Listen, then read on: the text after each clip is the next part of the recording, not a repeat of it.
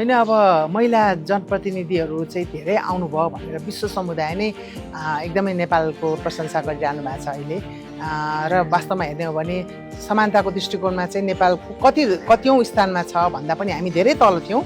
अहिले 58औं स्थानमा चाहिँ हाम्रो अपग्रेड भएको छ। त्यो महिलाको जनप्रतिनिधिहरूको चाहिँ सहभागिताको कारणले हो। अनि उहाँहरूलाई चाहिँ के कस्तो रहेछ अवस्था भन्ने सन्दर्भमा जुन यहाँहरूले एउटा इनिसिएटिभ लिनुभएको छ त्यसको निर्णायक मण्डलीमा बस्नुहोस् भन्दाखेरि चाहिँ म पहिला अरू पनि थुप्रै किसिमको निर्णायक मण्डलीमा बसिसकेको छु, तर महिलाहरूको चाहिँ विशेष मैले कसरी चाहिँ नजिकबाट हेर्ने मौका पाउँछु भन्ने आफैलाई पनि चाहिँ एउटा इच्छा जागेर चाहिँ मसँग बसेको। छनौटको क्रममा चाहिँ सजिलो थिएन, थुप्रै प्रश्नहरू गरिएको थियो होइन थियो। अनि प्रश्नहरूको चाहिँ हेर्दाखेरि कस्तो थियो भने कतिजनालाई त आफैले पनि व्यक्ति चिनिन्छ नि, चिनेको थियो, चिनेकोहरूले पनि त्यति फारममा आफूले गरेको कामहरू चाहिँ एक्सप्रेस गर्नु नसकेको हो कि भन्ने जस्तो पनि मलाई कता लाग्यो। कतिको ठाउँमा चाहिँ हुन्छ नि एकदम भर्ने हिसाबले मात्रै भरेको, साँच्चीको चुनौतीहरू भन्दा भरेको भन्ने पनि थियो। चुनौतीमा चाहिँ नि अनि यो लेखाइले त्यो मान्छेलाई चाहिँ साँच्चीकै प्रतिबिम्बित गर्छ कि गर्दैन, यो निर्णयले चाहिँ त्यो सही मान्छे आउँछ कि आउँदैन भनेर धेरै क्रस क्वेसनहरू गर्नु पर्यो कि उहाँहरूले अगाडिको प्रश्नसँग पछाडिको प्रश्नसँग उहाँको तालमेल मिलेको छ कि छैन र उहाँले कस्तो अलिक माथिको मात्रै समस्या देखाउनु भएको छ कि सानोतिनो तलको पनि समस्या देखाउनु भएको छ कि भनेर चाहिँ हेरिरहनु पर्यो। त्यो सन्दर्भमा चाहिँ आफूले गरेको अलिकति नम्बर दिँदाखेरि तलमाथि भयो, गडबड भयो भने चाहिँ सही क्यान्डिडेटहरूले चाहिँ पछि पढ्नु होला अथवा लेख्ने शैली भएको मान्छे मात्रै अगाडि पढ्नु होला कि भन्ने त्यो चुनौतीहरू, त्यो एउटा कन्सियसनेस चाहिँ भइरहेको थियो। सर्वप्रथम त मैले के हेरेँ भने राम्रो जवाफ मात्रै चाहिँ हेरिनँ कि अलिकति जवाफ दिने प्रयास छ, तर अब अलिकति दलित समुदायको हुनुहुन्छ कि होइन, अलिकति दूरदराजको हुनुहुन्छ कि भूगोलको हुनुहुन्छ कि काठमाडौँको मान्छेले लेख्ने र के अरे तपाईँको चाहिँ दार्चुलाको मान्छेले लेख्ने एउटै हुँदैन नि। काठमाडौँको मान्छेको धेरै एक्सपोजर हुन्छ, दार्चुला जुम्लाको मान्छेको त्यतिकै नहुन सक्छ।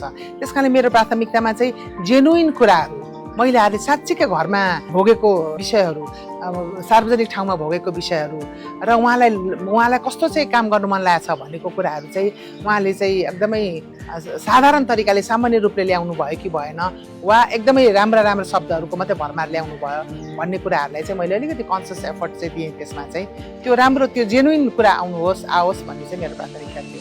कहिलेकाहीँ चाहिँ कस्तो भयो भने निष्पक्ष हुँदै पनि समताको सिद्धान्त चाहिँ अपनाउनु पर्ने हुन्छ होइन। हामी निष्पक्ष भयौँ, पुरुष र महिलालाई बराबर भयौँ भनेर भन्यो भने त त्यो आफैमा चाहिँ निष्पक्ष हुँदैन, किनभने समानको बिचमा समानता गर्ने हो नि त, असमान बिचको बिचमा असमानता गर्ने हो।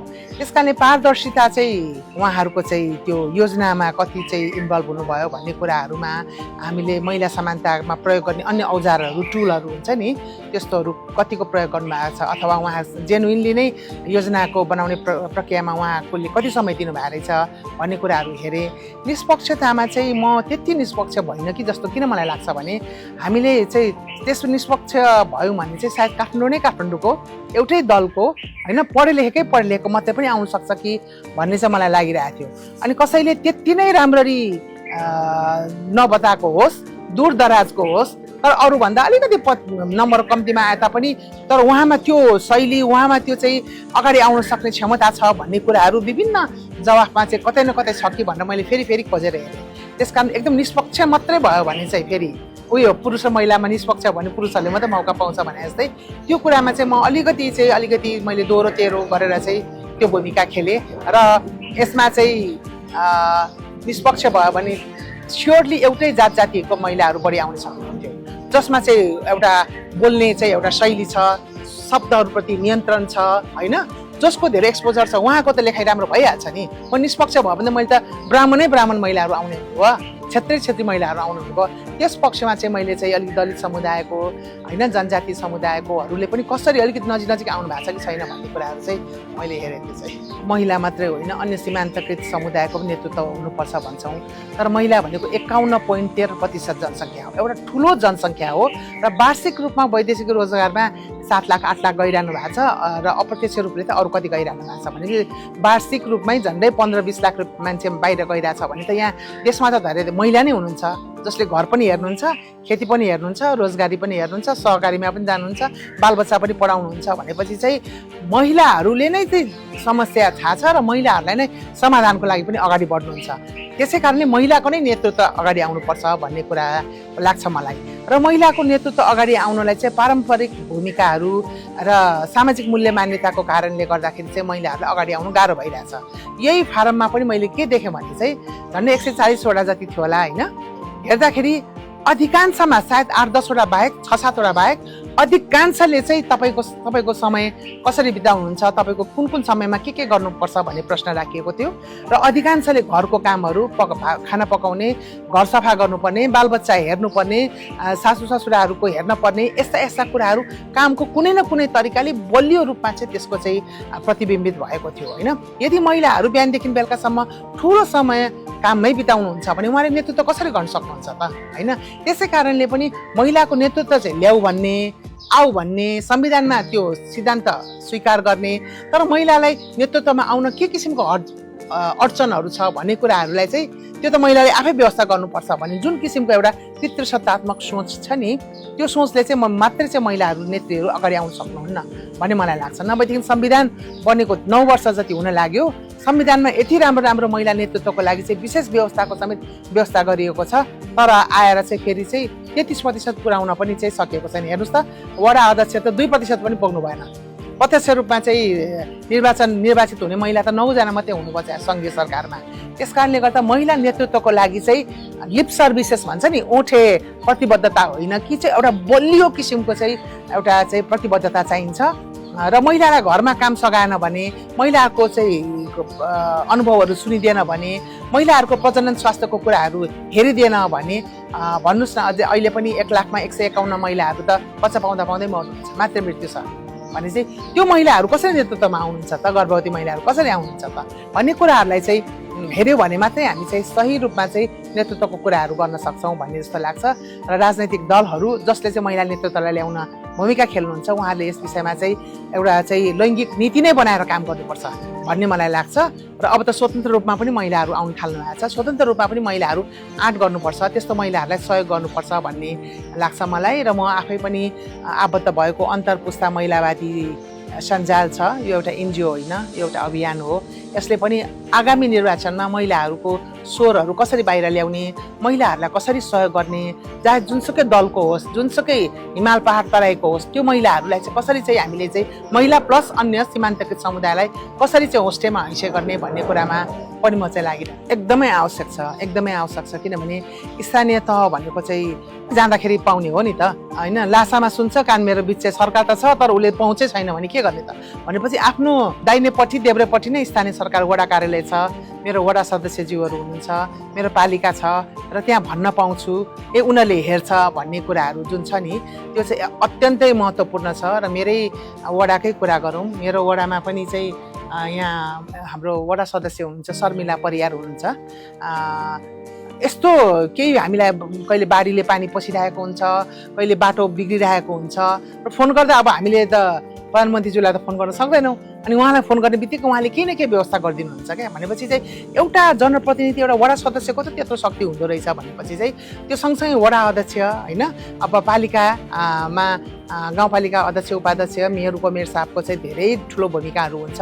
र हामीले सिंहदरबार चिनिरहनु जरुरी छैन, प्रदेशको सरकार पनि चिनिरहनु जरुरी छैन। मलाई त स्थानीय सरकार भयो भने चाहिँ मैले जहाँ मैले चाहिँ ट्याक्स तिरेको छु, यति अनगिन्ती ट्याक्स तिरेको छु नि, त्यो ट्याक्स तिरेको कर तिरेको बदलामा मैले पाउने जुन सेवा छ त्यो त म सेवा लिन पाएँ। मैले ट्याक्स तिरेको त बल्ल मलाई पनि अलिकति स्वाद आयो, मैले पनि केही गर्न पाएँ भन्ने मलाई अनुभूति हुँदो रहेछ। नभएदेखि चाहिँ यो ट्याक्स कर लिएर सबै कार्यकर्ताहरूलाई चाहिँ पाल्ने काम मात्रै भयो भन्ने एकदम वितृष्णाहरू हुन्थ्यो। तर अहिले स्थानीय सरकारमा चाहिँ जुन महिलाहरू आइरहनु भएको छ र उहाँहरूले जुन किसिमको भूमिकाहरू खेलिरहनु भएको छ, अब सबैजनाले भूमिका खेल्न पाउनु भएको छ छैन त्यो बेग्लैको विषय छ।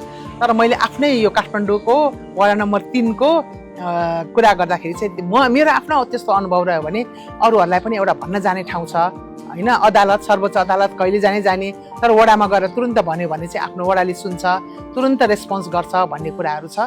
मेरो आफ्नो चाहिँ अनुभव मेरो वडा नम्बर 3 मा जुन छ त्यो चाहिँ मलाई आफैलाई चाहिँ एकदमै सन्तोषप्रद लागेको छ र अन्यले पनि चाहिँ कमसेकम एउटा भन्न जाने निकाय छ, भन्न जाने ठाउँ छ। अब अहिले जति पनि जलवायु परिवर्तनको असरले बाढी आइरहेछ, के भइरहेछ नि, त्यसमा चाहिँ प्रत्यक्ष उहाँहरूको भूमिकाहरू चाहिँ एकदम राम्रो देखिएको भन्ने कुराहरू गर्नुहुन्छ। अब महिला सशक्तिकरण भनेको चाहिँ महिलाको अब एउटा आवाज राख्ने ठाउँ, आफ्नो विषयहरू चाहिँ राख्ने ठाउँहरू हो र महिला सशक्तिकरण नगरिकन चाहिँ स्थानीय बासिन्दाहरूको चाहिँ आवाजहरू सुन्न सकिँदैन भनेर चाहिँ स्थानीय योजना बनाउने प्रक्रियामै लैङ्गिक उत्तरदायी बजेटहरू बनाउने, लैङ्गिक समानता समावेशीकरणको चाहिँ परीक्षणहरू गर्ने, त्यहाँको स्थानीय सरकारले कामहरू गरेछ कि छैन, महिलाको सशक्तिकरणमा चाहिँ भूमिका खेल्न सकेको छ कि छैन भन्ने कुराहरू चाहिँ भइरहेछ। र महिलालाई सशक्तिकरण नगरिकन महिलालाई चाहिँ चुला चौकामा मात्रै राखेर चाहिँ देशको चाहिँ विकास 1, 2, 3 नै हुन सक्दैन होइन। देशको विकास गर्नको लागि चाहिँ एउटा घर परिवार हाउस होल्ड चाहिँ बलियो हुनुपर्छ र हाउस होल्ड घर परिवार बलियो हुनको लागि महिला सशक्त हुनुपर्छ होइन। र महिला सशक्त हुनु भनेको चाहिँ उसले चाहिँ दाउरा काट्नु, चुला बाल्नु मात्रै होइन। अहिले नेपालको तथ्याङ्क हेर्नुहुन्छ भने 51% घर परिवारमा चाहिँ दाउराले चुला बालिन्छ। तपाईँ कर्णालीको कुरा गर्नुहोस् त 83% घर परिवारले चाहिँ दाउरा बालेर चुला बाल्नुहुन्छ। अब सुदूरपश्चिमको कुरा गर्नुहुन्छ भने 70%ले चाहिँ दाउराको चुला बाल्नुहुन्छ। अधिकांश दाउरा लिनु जाने, घाँस स्याउला खोज्नु जाने त महिला हुनुहुन्छ। अनि महिलाहरूको समय चाहिँ दाउरा लिन जानु र लिएर आउनु, घाँस स्याउलामै गयो भने उसको सशक्तिकरण हुन सक्दैन होइन। उता एउटा घर परिवारको लागि चाहिँ एउटा स्याहार सुसारको कामहरू, बिना पारिश्रमिकको काम गर्दा गर्दै महिलाको जीवन अन्त्य हुन्छ। त्यसै कारणले महिलालाई सशक्तिकरण गर्न आवश्यक छ र सशक्ति गर्नको लागि चाहिँ उसको राजनैतिक भूमिका महिलाहरूले पुरुष सर चाहिँ धेरै मौका पाएको हुँदैन होइन। र उसले महिलाले बोल्नै जान्दिन, यो मठ्ठु छ, यसलाई कुर्सीमा राखे बस्नु मात्रै भन्ने जुन किसिमको हाम्रो शैली छ, जे भन्न दिउँ न, उसलाई पनि गल्ती गर्न दिउँ। उसलाई पनि म धरानको छोरी हो, म अहिले जोसँग पनि बोल्नलाई मलाई कोहीसँग प्रधानमन्त्री होस् कि प्रधान सेनापति होस्, जोसँग पनि म मेरो कुरा राख्न सक्छु। त्यसको लागि मैले धेरै अवसरहरू पाएँ नि त। त्यस्तो गल्ती गर्ने अवसरहरू चाहिँ महिलालाई पनि दिनुपर्छ, सिक्ने अवसरहरू महिलालाई पनि दिनुपर्छ। राजनीतिको कुर्सीमा राख्ने बित्तिकै, मेयर बनाइदिने बित्तिकै, सांसद बनाइदिने बित्तिकै, वडा सदस्य बनाउने बित्तिकै भोलि ऊ राजनीतिक रूपले सशक्त हुन्छ भन्ने छैन। एकदमै नेपाल सरकारले गरेको गल्ती चाहिँ के हो भने एउटा इन्सपेक्टरलाई इन्सपेक्टर बन्नलाई झन्डै 5-6 महिनाको ट्रेनिङ दिइन्छ। नेपाल निजामती सेवामा सेक्सन अफिसर हुनलाई त्यतिकै लामो तालिम दिइन्छ। अनि राजनीतिमा आउने महिलालाई चाहिँ कुर्सीमा राख्ने बित्तिकै अचानक उसले चाहिँ पुरै नेतृत्व देखाउनु पर्छ भन्ने जुन किसिमको चाहिँ हाम्रो एउटा चाहिँ के भने सूचनाको हक, धेरै आवेदकहरूलाई चाहिँ सूचनै पुगेन होइन। त्यस कारणले चाहिँ राजनीतिमा आएको महिलाहरूलाई चाहिँ के भने यस्तो अवसरहरूबाट उहाँहरू कति राम्रो काम गरेको महिलाहरू चाहिँ आवेदनै फर्मै भर्नु भएन होला भन्ने मलाई लाग्छ। अब के हुन्छ शङ्खाको घेरामा के आफ्नो मान्छे ल्याउँछन् होला, हाम्रो त के हुन्छ होला, हाम्रो त कोही बोलिदिने छैन होला भन्ने आफ्नै कथा गणन्त कथा भरेर चाहिँ आवेदन भरिदिएन, अथवा मैले त मेरो पिएलाई भरिदिनु भनेको थिएँ, स्टाफ कर्मचारीलाई भरिदिनु भनेको थिएँ, भरिदिएन छ भनेर चाहिँ हुँदैन। त्यसमा चाहिँ आफूहरूले पनि मेहनत गर्नुपर्छ भन्ने चाहिँ एउटा ठुलो अवसर उहाँले गुमाउनु सक्नुहुन्छ नत्र भन्न चाहन्छु। र आवेदकज्यूहरूलाई के भन्नुहुन्छ भने सबैजना दौडमा हिँड्नेहरू फर्स्ट हुँदैनन्, सबैजनाले नै पुरस्कार पाउँछन्, अब पाउने छैन।